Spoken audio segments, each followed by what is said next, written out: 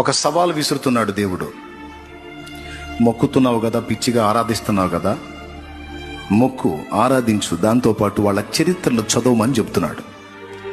నేను చేసినట్టు నీ పాప భారం మోసినవాడు, ఒక దేవుడు అనబడిన వాడు కానీ దేవత అనబడినది కానీ ఎవరైనా ఉంటే పోయి మొక్కుకోపో, నీకు నేను అక్కర్లేదని ఆయనే చెప్తున్నాడు. నీ పాపాన్ని మోసిన వారు, నీ కొరకు బలి అయి తిరిగి లేచిన వారు, నీకు నిత్య జీవం ఇవ్వగలిగిన వారు ఒక్కళ్ళుంటే పోయి మొక్కుకోపో.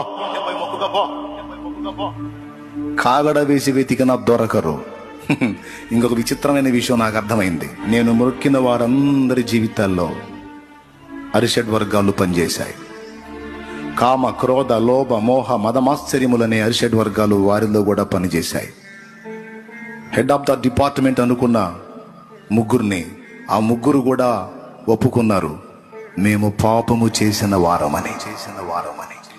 నేను మొక్కినోళ్ళు